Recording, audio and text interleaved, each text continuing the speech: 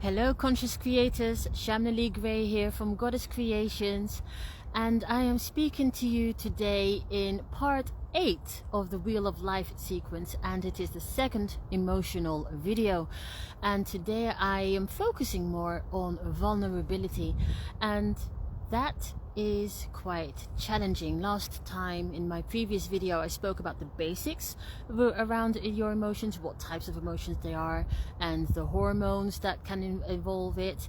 And actually also I spoke about the suppression that has been on us women expressing our emotions over the centuries. So I've spoken about those various things, which is more of a masculine approach to it, and I'm going to attempt, if internet allows it, to share with you parts of the feminine side of our emotional cycle and life. And being feminine is also part of our vulnerability. We are allowed to be vulnerable. And that is something that over the years, as I've said before, has been suppressed, where people have said, stop being so silly, grow up. You know, also your expression of your sexuality got suppressed. Being vulnerable is very challenging for us because it has been frowned upon. It's not practical. It doesn't suit the everyday part of life where, you know, in the past it was work, work, work. Survival was not, the survival with regards to food and home was not, didn't allow for emotional expression.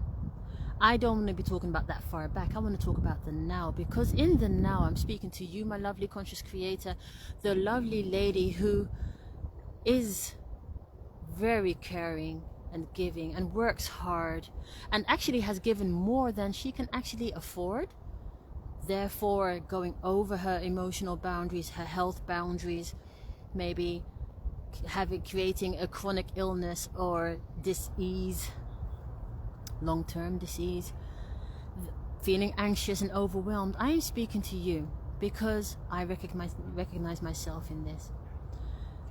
Being vulnerable is challenging, can be challenging, because it means for us to open up our hearts, open up our most sacred parts from within.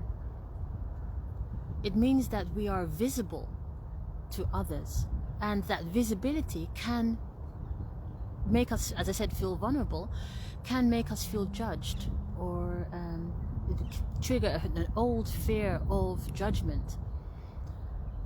I'm not saying it is so, I'm saying it can be so, and it might express itself with you in a different way.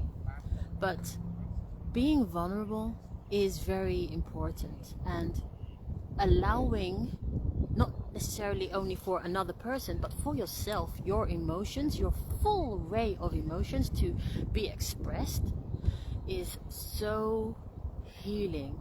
It brings you closer into your body. It brings you closer to your core, your truth. Take anger, for instance. I remember from the past, people would say, you're always looking so angry. And so, for some dark reason, they thought I would stop being angry if you said that. It made me angrier, but I also felt shut down because my anger or whatever I was feeling was not allowed to be seen. Whatever I was feeling that created that anger was not allowed to be seen. I had to put on a smiley face. Many of us have that in various ways, and therefore we have learned over the years to not express our true feelings and emotions. The challenge is, my lovely lady, is for us to do that, but especially to start expressing our vulnerability towards ourselves, towards our own inner truth.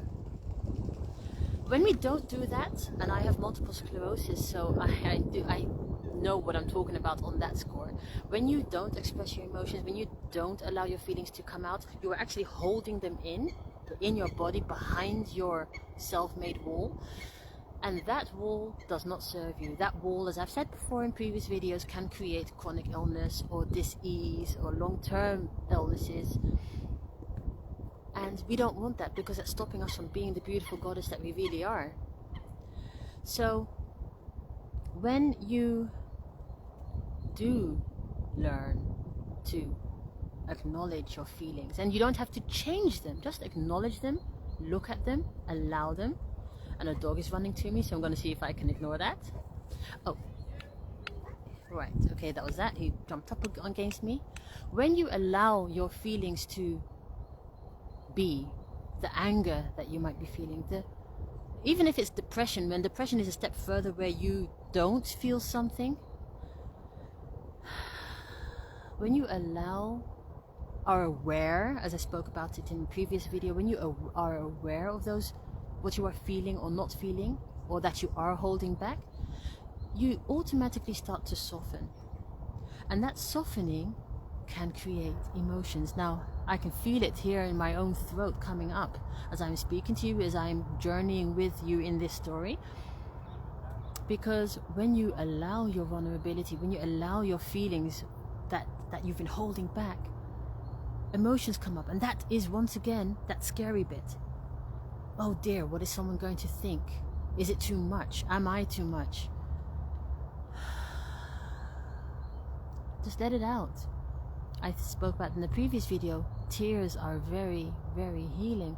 And when you allow those tears to flow in whatever form, and then you can move up in the emotional scale. You can move from fear and depression to guilt or to unworthiness. And that doesn't sound like a very nice step to take, but this I'm taking a part of from the emotional scale from Abraham Hicks. That when you move up in that emotional scale, it is slightly better than the one before, where you move on to anger, and from there to worry or doubt, and then overwhelmment. These are all maybe negative emotions, but they are less heavy than the depression, dark one at the bottom of the scale.